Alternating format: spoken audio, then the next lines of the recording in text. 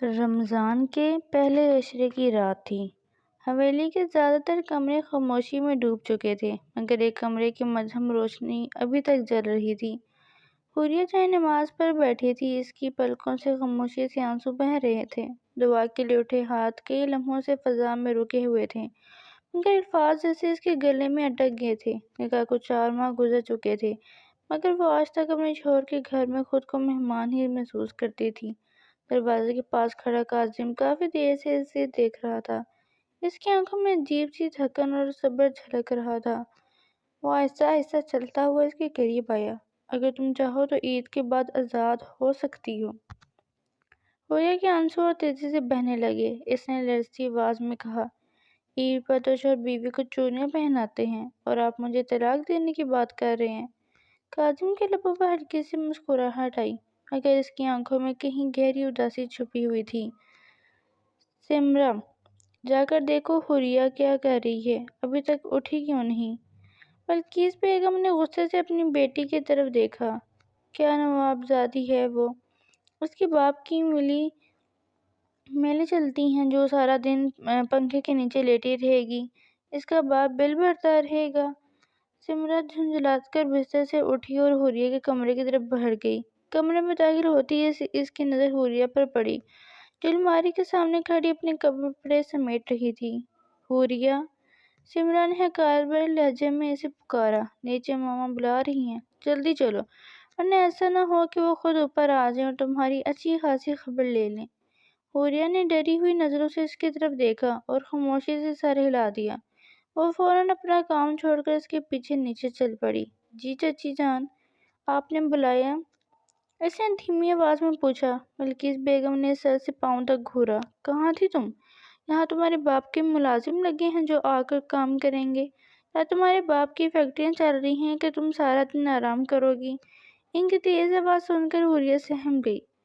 چچی جان، میں جاگ گئی تھی، بس کمرے میں کا کام ختم کر رہی تھی، اس نے آہستہ سے جواب دیا۔ اگر جاگ گئی تھی تو نیچے آ کر کام کرتی، گھر کے کام تمہارے باپ نے نہیں کرنے۔ بلقیس بیگم غصے سے چیخیں۔ حوریہ نے خوف سے آنکھیں جھکا لیں، آنسو اس کی پلکوں سے پھسلنے کو تھے، مگر اس نے بمشکل انہیں روک لیا۔ جی چچی جان، میں کرتی ہوں۔ وہ فوراً موری اور آنکھوں میں اترتے آنسو چھپاتے ہوئے کچن کی طرف چل پڑی۔ حوریہ کے ماں باپ ایک حادثے میں اس دنیا سے رخصت ہو گئے تھے۔ اس حادثے نے صرف اس کے سر سے ماں باپ کا سایہ ہی نہیں چھینا تھا، بلکہ اس کی معصوم سی زندگی بھی بدل کر رکھ دی تھی۔ ان کے جانے کے بعد حوریہ کی ذمہ داری اس کے چچا اور چچی پر آ گئی تھی۔ چچا تو نرم دل انسان تھے، مگر چچی بلقیس بیگم کے لیے حوریہ کبھی بھتیجی نہیں بنی اور ان کے لیے ہمیشہ ایک بوجھ ہی رہی۔ صبح کی اذان کے ساتھ اس کی آنکھ کھل جاتی اور پھر رات گئے تک اس کے ہاتھ کام کرتے رہتے۔ پورے گھر کا کام اسی کے ذمہ تھا۔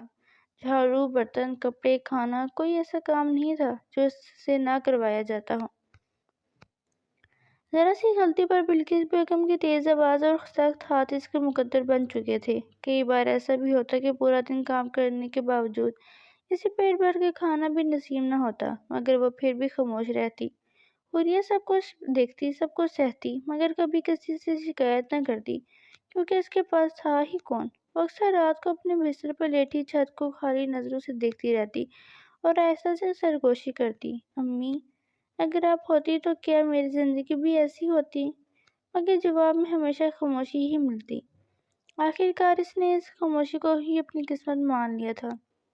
اس گھر میں اگر کوئی اس کے لیے نرم گوشہ رکھتا تھا تو وہ اس کا چچا تھے۔ وہی کبھی کبھار اس کا حال پوچھ لیتے، اس لیے حوریہ کے احترام میں اپنی چچی کے ہر ظلم کو خاموشی سے برداشت کر لیتی تھی۔ دوسری طرف اس کے نانا جان اس سب سے بالکل بے خبر تھے۔ انہیں تو یہ بھی معلوم نہیں تھا کہ ان کی بیٹی اس دنیا میں نہیں رہی اور ان کی 89 کے سال میں زندگی گزار رہی ہے۔ شاید اگر وہ یہ سب جان لیتے تو حوریہ کی تقدیر اتنی بے رحم نہ ہوتی۔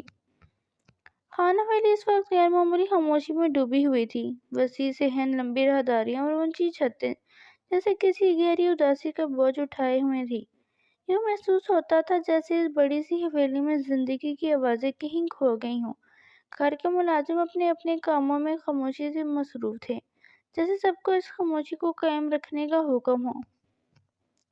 حویلی کے ایک کمرے میں آغا جان تنہا بیٹھے تھے۔ ان کے ہاتھوں میں ایک پرانی سی تصویر تھی، ان کی بیٹی کی تصویر۔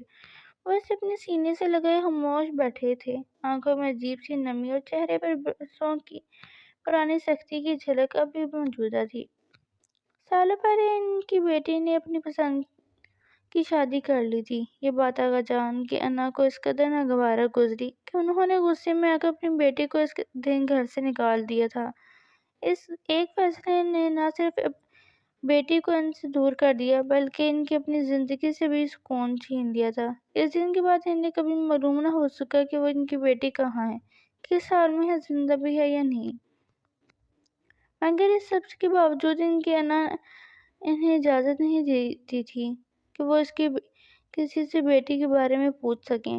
وہ روز اس کی تصویر کو دیکھتے اور پھر نظریں دروازے کی طرف اٹھا دیتے، جیسے دل کے کسی کونے میں اب بھی ایک امید زندہ ہو کہ شاید ایک دن وہ دروازہ کھلے گا اور ان کی بیٹی واپس آ جائے گی۔ مگر عجیب بات یہ تھی کہ وہ اپنی زبان سے کبھی اس کا نام تک نہیں لیتے تھے۔ پوری خانہ حویلی آغا جان کے اس درد سے واقف تھی۔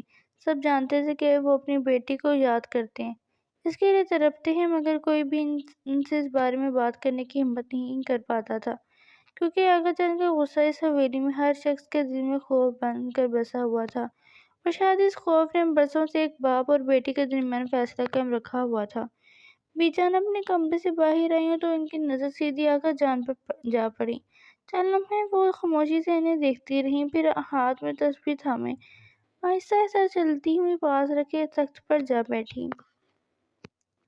تصویر کے دانے ان کی انگلیوں میں مسلسل گردش کر رہے تھے، مگر ان کی نظر بار بار آغا جان کے چہرے کا جائزہ لے رہی تھی۔ کمرے میں ایک عجیب سی بے چینی پھیلی ہوئی تھی۔ تھوڑی ہی دیر گزری تھی کہ حویلی کا ایک وفادار آدمی تیزی سے اندر آیا۔ آتے ہی اس نے جھک کر بی جان کے قدموں کے پاس بیٹھتے ہوئے ادب سے سلام کیا۔ سلام بجا لاتا ہوں بی جان۔ وعلیکم السلام، بی جان نے سنجیدگی سے جواب دیا۔ جو کام ہم نے تمہیں دیا تھا، کیا اس کی خبر لائے ہو؟ ان کی آواز میں بے چینی صاف محسوس ہو رہی تھی۔ وفادار ملازم نے نظریں جھکا لیں۔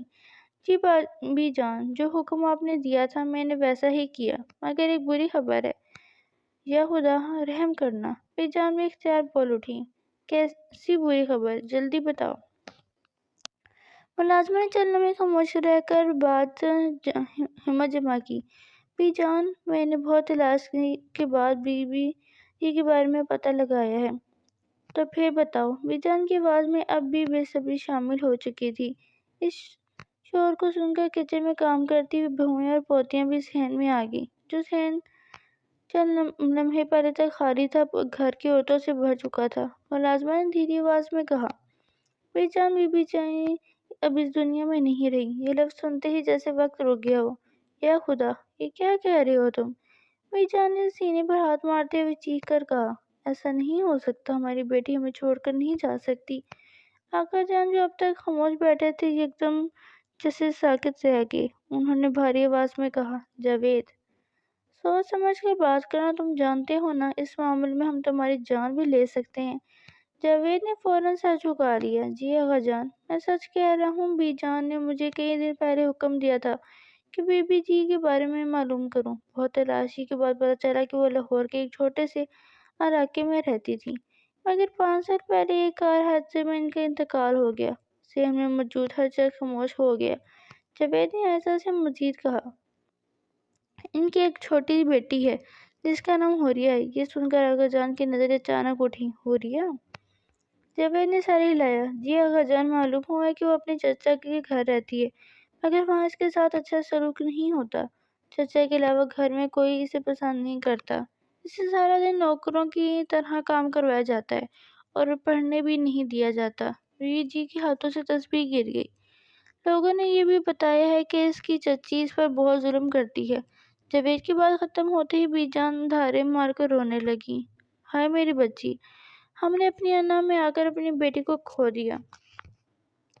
آغا جان کے چہرے کا رنگ ایک دم بدل گیا۔ ان کے دل پر جیسے کسی نے بھاری پتھر رکھ دیا ہو۔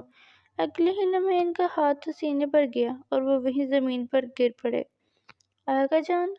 صحن میں عورتوں کی چیخیں گونج اٹھیں۔ ہر طرف ہلچل مچ گئی۔ جلدی گاڑی نکالو، کسی نے گھبرا کر آواز لگائی۔ چند ہی لمحوں میں ملازم گاڑی لے کر آیا اور آغا جان کو جلدی سے ہسپتال لے جایا گیا۔ خان حویلی کی فضا پہلی بار واقعی سوگوار ہو گئی تھی، کیونکہ آج ایک باپ کو معلوم ہوا تھا کہ اس کی بیٹی تو برسوں پہلے ہی چلی گئی ہے اور اس کی نواسی تنہا ظلم سہ رہی تھی۔ ہسپتال کے کمرے میں مدھم روشنی پھیلی ہوئی تھی، مشینوں کی ہلکی ہلکی بیپ اس خاموشی کو توڑ رہی تھی۔ آغا جان سفید بستر پر نیم بے ہوشی کی حالت میں لیٹے تھے، بی جان کے سرانے بیٹھی مسلسل تسبیح پڑھ رہی تھی، جبکہ حویلی کے باقی افراد کمرے کے باہر پریشانی سے ٹہل رہے تھے۔ چند لمحوں بعد آغا جان کی پلکوں میں ہلکی سی جنبش ہوئی۔ آغا جان! بی جان فوراً جھک کر بولی۔ آغا جان نے آہستہ آہستہ آنکھیں کھولی۔ چند لمحوں تک وہ چھت کو خالی نظروں سے دیکھتے رہے، جیسے اپنے حواس میں آنے کی کوشش کر رہے ہوں۔ پھر اچانک انہیں جاوید کی بات یاد آ گئی۔ بی بی جی 5 سال پہلے ایک غار حادثے میں وفات پا گئی ہیں۔ یہ یاد آتی ان کی آنکھوں میں گہرا درد اتر آیا۔ یا خدا! ہماری بیٹی! ان کے لبوں سے بمشکل یہ لفظ نکلے۔ بی جان کی آنکھوں سے آنسو بہنے لگے۔ ہم سب سے بہت بڑی غلطی ہو گئی آغا جان، وہ روتے ہوئے بولی۔ کمرے میں چند لمحوں کے لیے گہری خاموشی چھا گئی۔ پھر آغا جان نے بھاری سانس لیتے ہوئے کہا، ہم نے اپنی انا میں آ کر اپنی بیٹی کو کھو دیا۔ ان کی آواز میں ایسا درد تھا جو سننے والے کے دل کو چیر دے۔ اچانک ان کی آنکھوں میں ایک عجیب سی سختی آ گئی۔ مگر ہم اپنی نوازی کو نہیں کھونے دیں گے۔ بی جان چونک کر انہیں دیکھنے لگی۔ جاؤ، زناب خان کو بلاؤ، انہوں نے اپنے بڑے بیٹے کا نام لیتے ہوئے کہا۔ چند ہی لمحوں میں زناب خان اور حویلی کے باقی افراد بھی کمرے میں آ گئے۔ جی آغا جان، آپ نے ہمیں بلایا؟ آغا جان ایسا ایسا اٹھ کر بیٹھ گئے، ان کے چہرے پر پھر سے وہی پرانا رعب لوٹ آیا تھا۔ گاڑی تیار کرو، زناب خان نے حیرت سے پوچھا۔ ابھی آغا جان؟ ہاں ابھی۔ ان کی آواز مضبوط تھی۔ مگر خیر تو ہے آغا جان، آپ اس حالت میں کہاں جائیں گے؟ آغا جان نے جاوید کی طرف دیکھا، پھر اپنے بیٹے کی طرف رخ کیا۔ ان کی آواز درد سے بڑھی ہوئی تھی، مگر لہجہ حکم دینے والا تھا۔ پھر وہ بھاری آواز میں بولے، زناب خان، زما رمسی بیت زما حویلی تا رشی زخرب۔ زناب خان، مجھے اپنی نواسی اپنی حویلی میں چاہیے اور ہم خود جا کر اسے لے کر آئیں گے۔ کمرے میں موجود سب لوگ خاموش ہو گئے۔ آغا جان کی آنکھوں میں اس وقت وہی پرانا رعب بھی تھا، ایک ٹوٹے ہوئے باپ کا درد بھی۔ ہم اپنی بیٹی کو تو واپس نہیں لا سکتے، مگر اس کی نشانی کو مزید ظلم سہنے نہیں دیں گے۔ حوریہ پورے گھر کے کام ختم کر کے ابھی ذرا سی دیر کے لیے بیٹھی تھی کہ چچی جان کی تیز آواز پھر گونج اٹھی۔ حوریہ، جا کر واشنگ مشین لگا دو، کپڑوں کا ڈھیر پڑا ہوا ہے۔ حوریہ نے تھکی ہوئی نظروں سے ایک لمحے کے لیے چچی جان کی طرف دیکھا۔ اس کے جسم میں جیسے اب بالکل طاقت نہیں بچی تھی۔ چچی جان، میری طبیعت کچھ ٹھیک نہیں ہے، اگر میں کل مشین لگا لوں پھر؟ اس کی بات ابھی پوری بھی نہیں ہوئی تھی کہ بلقیس بیگم کا چہرہ غصے سے سرخ ہو گیا۔ خبردار، ایک لفظ اور بولا تو، وہ چیختی ہوئی بولی، بہت ڈرامے آتے ہیں تمہیں، میرے سامنے یہ بیماری کے بہانے نہیں چلیں گے، سمجھی؟ حوریہ خوف سے سہم گئی۔ بلقیس بیگم نے حقارت سے اسے گھورتے ہوئے کہا، اور یہ بھی مت بھولو کہ مشین تم نے پرسوں لگائی تھی، 2 دن میں اتنے کپڑے جمع ہو گئے ہیں، جاؤ ابھی جا کر مشین لگاؤ، ورنہ میں تمہاری جان نکال دوں گی۔ حوریہ کی آنکھوں میں آنسو بھر آئے۔ اس نے آہستہ سے سر جھکا لیا۔ جی چچی جان۔ وہ بمشکل اپنے قدم گھسیٹتی ہوئی وہاں سے کچن کے پیچھے والے سینک کی طرف چلی گئی، جہاں واشنگ مشین رکھی تھی۔ اس کی آنکھوں سے مسلسل آنسو بہہ رہے تھے، دل بھی اقرار ہو کر جیسے چیخ چیخ کر فریاد کر چاہتا تھا، مگر اس کے پاس سننے والا کوئی نہیں تھا۔ حوریہ نے خاموشی سے کپڑے مشین میں ڈالنے شروع کر دیے۔ اس کے ہاتھ کام کر رہے تھے، مگر دل اندر ہی اندر ٹوٹ رہا تھا۔ دوسری طرف آغا جان ہسپتال سے نکل چکے تھے۔ گاڑی تیزی سے لاہور کی سڑکوں پر دوڑ رہی تھی۔ آغا جان کو ایک ایک لمحے صدیوں جیسے لگ رہا تھا۔ ان کے دل میں بس ایک ہی خواہش تھی کہ وہ جلد از جلد اپنی نواسی کے سامنے پہنچ جائیں، اس بچی کے سامنے جو برسوں سے ان کے بغیر ظلم سہتی رہی تھی، اور آج وہ پہلی بار اسے اپنے سینے سے لگانے جا رہے تھے۔ تقریباً 2 گھنٹے بعد وہ لوگ اس پتے پر پہنچ گئے جو زناب خان نے معلوم کروایا تھا۔ اگلے گلی کے سامنے ایک کے بعد ایک کئی گاڑیاں آ کر رک گئیں۔ اتنی گاڑیاں ایک ساتھ دیکھ کر محلے والے بھی حیران ہو گئے اور اپنے گھروں کے دروازے سے جھانکنے لگے۔ چند ہی لمحوں میں آغا جان اور حویلی کے باقی افراد گاڑیوں سے اتر چکے تھے۔ جناب خان نے آگے بڑھ کر زور زور سے دروازہ کھٹکھانا شروع کر دیا۔ دوسری طرف حوریہ صحن میں کپڑے دیوار پر ڈال رہی تھی۔ اچانک دروازے پر زوردار دستک سن کر وہ چونک گئی۔ اس کا دل گھبرا کر زور زور سے دھڑکنے لگا۔ اسے لگا شاید پھر کسی نہ کسی نے شکایت کر دی ہے اور اس کا نتیجہ ہمیشہ کی طرح اس پر نکلنے والا ہے۔ دوسری بار دروازہ بجا تو اندر سے چچی جان کی چیختی ہوئی آواز آئی، حوریہ کہاں مر گئی ہو؟ آواز نہیں آ رہی تمہیں؟ جاؤ جا کر دروازہ کھولو۔ دروازے کے باہر کھڑے آغا جان نے بھی یہ سخت آواز سن لی تھی۔ ان کے چہرے پر غصے کی جھلک نمودار ہو گئی۔ چند لمحوں بعد حوریہ نے دروازہ کھولا۔ دروازہ کھلتے ہی وہ اپنے سامنے کھڑے اتنے سارے لوگوں کو دیکھ کر حیران رہ گئی۔ آپ لوگ کون ہیں؟ کس سے ملنا ہے آپ کو؟ اس نے گھبرا کر پوچھا۔ آغا جان کی نظر جیسے ہی حوریہ پہ پڑی وہ چند لمحوں کے لیے ساکت رہ گئی۔ وہی آنکھیں، وہی چہرہ، وہی معصومیت، بالکل اپنی بیٹی جیسی۔ ان کا دل ایک لمحے کو جیسے رک سا گیا ہو۔ اس سے پہلے کہ آغا جان کچھ کہتے پیچھے سے چچی جان دروازے تک آ گئی۔ حوریہ کیا کر رہی ہو تم؟ وہ جملہ مکمل بھی نہ کر پائیں کہ سامنے کھڑے لوگوں کو دیکھ کر سہم گئی۔ آپ لوگ؟ اچانک ان کے چہرے کا رنگ بدل گیا۔ وہ فوراً انہیں پہچان چکی تھیں۔ آپ لوگ یہاں کیا کر رہے ہیں؟ آغا جان کی آنکھوں میں سختی آ گئی۔ یہ سوال تو ہمیں تم سے پوچھنا چاہیے۔ ان کی آواز بھری تھی کہ تم ہماری نواسی کے ساتھ کیا کر رہی ہو؟ نواسی؟ حوریہ نے حیرت سے آغا جان کی طرف دیکھا۔ اسے سمجھ ہی نہیں آیا کہ وہ جو سن رہی ہے وہ سچ ہے یا خواب۔ اتنے میں چچا جان بھی باہر آ گئے۔ انہوں نے آغا جان کو دیکھا تو فوراً گھبرا کر آگے بڑھے اور ادب سے ان کے ہاتھ چوم لیے۔ آغا جان آپ یہاں؟ ہم یہ اپنی نواسی حوریہ کو لینے آئے ہیں، آغا جان نے سخت لہجے میں کہا۔ چچا جان چونک گئے۔ حوریہ کو؟ مگر اتنے سال بعد آپ کو اچانک یاد تو ہمیں ہر روز آتی تھی۔ آغا جان نے ان کی بات کاٹ دی۔ مگر اپنی غلطی کا احساس ہمیں آج ہوا ہے۔ ان کی آواز میں درد بھی تھا اور غصہ بھی۔ ہمیں معلوم ہو چکا ہے کہ تمہاری بیوی اس بچے پر کیسے ظلم کرتی ہے۔ چچی جان فوراً بول اٹھی۔ نہیں، کسی نے آپ کو غلط بتایا ہے۔ میں تو حوریہ کو اپنی بیٹیوں کی طرح رکھتی ہوں۔ آغا جان کی آنکھوں میں غصہ چمک اٹھا۔ خاموش! ان کی کرہ جار آواز سن کر سب سہم گئے۔ ایک لفظ اور جھوٹ بولا تو مجھے یہاں پولیس بلانے میں دیر نہیں لگے گی۔ چچی جان کے ہاتھ پاؤں وہیں کانپنے لگے۔ تمام ثبوت ہمارے پاس موجود ہیں۔ صحن میں ایک عجیب سی خاموشی چھا گئی۔ آغا جان آہستہ سے حوریہ کے قریب آئے۔ ان کی آنکھوں میں نمی تھی۔ انہوں نے لرزتی آواز میں کہا، بیٹی ہم تمہیں لینے آئے ہیں۔ حوریہ کی آنکھوں سے بے اختیار آنسو بہنے لگے۔ شاید پہلی بار کوئی اسے اپنا کہہ رہا تھا۔ یہ سن کر حوریہ کے لب کانپنے لگے۔ وہ کچھ کہنا چاہتی تھی مگر الفاظ جیسے اس کے گلے میں ہی اٹک گئے تھے۔ اس سے پہلے کہ وہ کچھ بولتی بلقیس بیگم غصے سے آگے بڑھی۔ بہت ہو گیا یہ ڈرامہ۔ وہ تیزی سے حوریہ کے قریب آئیں۔ ابھی تک یہیں کھڑی کیا کر رہی ہو؟ جاؤ اندر جا کر اپنا کام کرو۔ حوریہ خوف سے سہم گئی۔ چچی جان میں…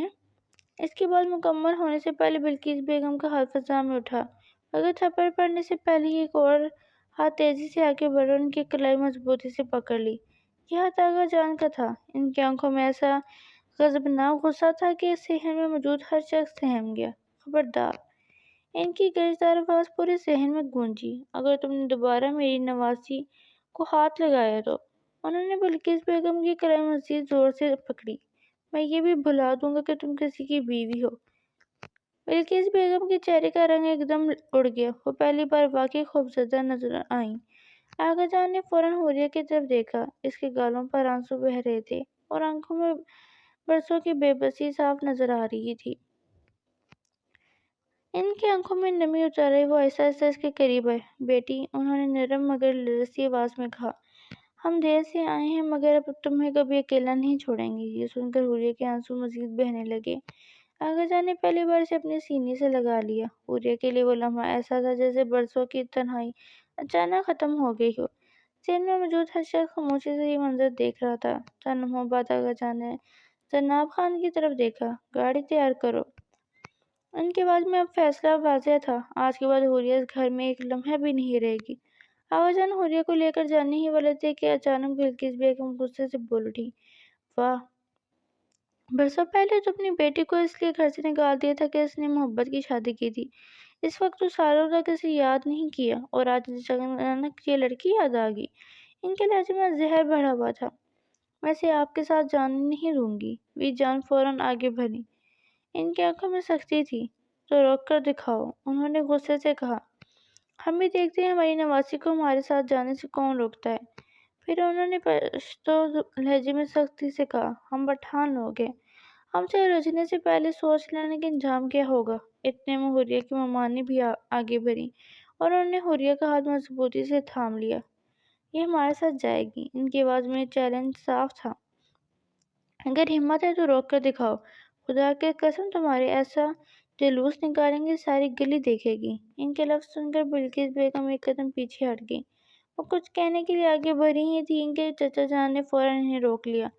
پاگل ہوگی ہو کیا؟ انہوں نے دانت پیستے ہوئے دھیمی آواز میں کہا، اپنی بے وقوفی کی وجہ سے تم اتنے سال اس بچی پر ظلم کرتی رہی۔ اگر انہوں نے ذرا بھی پتہ چل گیا نا کہ تم نے اس کے ساتھ کیا کیا کیا ہے۔ وہ رک گئے، پھر سختی سے بولے، تو تمہیں یہی زمین میں زندہ گاڑ دیں گے۔ چچا جان کی بات سن کر بلقیس بیگم کے چہرے کا رنگ زرد پڑ گیا۔ ان کے قدموں وہیں جیسے زمین میں جم گئے ہوں۔ ممانی جان حوریہ کے ہاتھ تھامے دروازے کی طرف بڑھی ہی تھی کہ اچانک پیچھے سے ایک کانپتی ہوئی آواز آئی، رک جائیں۔ سب کے قدم ایک لمحے کو تھم گئے۔ یہ آواز حوریہ کی تھی۔ آغا جان نے حیرت سے پلٹ کر اسے دیکھا۔ کیا ہوا بیٹی؟ حوریہ کے ہاتھ کانپ رہے تھے، آنکھوں میں آنسو تھے، مگر اس بار اس کی نگاہوں میں عجیب سی مضبوطی بھی تھی۔ اس نے آہستہ سے اپنے ہاتھ ممانی جان کے ہاتھ سے چھڑوائے اور چند قدم آگے بڑھ گئے۔ چچی جان کے چہرے پر ایک لمحے کو امید کی جھلک آئی۔ دیکھا، وہ طنزیہ ہنسی کے ساتھ بولی، یہ کہیں نہیں جائے گی، آخر اسے پتہ ہے کہ اس کا اصل گھر یہی ہے۔ مگر اگلے ہی لمحے حوریہ نے سر اٹھایا۔ اس کی آواز کانپ رہی تھی، مگر الفاظ صاف تھے، میں آپ لوگوں کے ساتھ نہیں جاؤں گی۔ یہ سن کر پورا صحن ساکت ہو گیا۔ زینب خان نے حیرت سے کہا، کیا کہہ رہی ہو تم بیٹی؟ آغا جان کے چہرے پر بھی گہری حیرت تھی۔ بیٹی تمہیں یہاں ایک لمحہ بھی نہیں رہنا۔ حوریہ نے ایسا سے سر ہلایا، نہیں آغا جان، میں یہاں نہیں رہنا چاہتی۔ پھر اس نے اپنی نگاہ اٹھا کر سامنے کھڑی چچی جان کی طرف اشارہ کیا، مگر میں ایسے نہیں جاؤں گی۔ اس کے الفاظ میں پہلی بار عجیب سا حوصلہ تھا۔ میں چاہتی ہوں کہ آج سب کے سامنے سچ سامنے آئے۔ چچی جان کے چہرے کا رنگ اڑ گیا۔ کیسا سچ؟ وہ جھنجھلا کر بولی۔ حوریہ نے بھیگے آنکھوں سے آغا جان کی طرف دیکھا۔ آپ کہتے ہیں نا کہ میں آپ کی نواسی ہوں، آپ کی بیٹی کی بیٹی؟ آغا جان کی آواز بھری ہوگی۔ ہاں بیٹی، تم ہماری نواسی ہو، ہمارا خون، ہمارا جگر کا ٹکڑا۔ حوریہ نے ایسا سے کہا، تو پھر آج میں آپ کو بتاؤں گی کہ آپ کے جگر کے ٹکڑے نے انسانوں کے درمیان رہ کر کیا کیا سہا ہے۔ اور پھر حوریہ نے ایک ایک کر کے اپنے اوپر گزرنے والے سارے ظلم کی ساری داستان سنا دی۔ چچی جان فوراً چیخ اٹھی، یہ جھوٹ بول رہی ہے، بیکار ہے یہ لڑکی، اس کی باتوں پر کوئی یقین نہ کرے۔ مگر اس سے پہلے کہ وہ کچھ اور کہتی، دروازے کے باہر سے پولیس کی گاڑی کے سائرن کی آواز آئی۔ سب خاموش ہو گئے۔ اگلے ہی لمحے دروازہ کھلا اور چند پولیس والے اندر داخل ہوئے۔ ان کے پیچھے جاوید کھڑا تھا، اس کے ہاتھ میں ایک فائل تھی۔ چچی جان کی ٹانگیں جیسے زمین میں دھنس گئیں۔ جاوید نے آہستہ سے کہا، میں نے آغا جان کو سب بتا دیا تھا، اور یہ بھی کہ ہمارے پاس سب ثبوت ہیں۔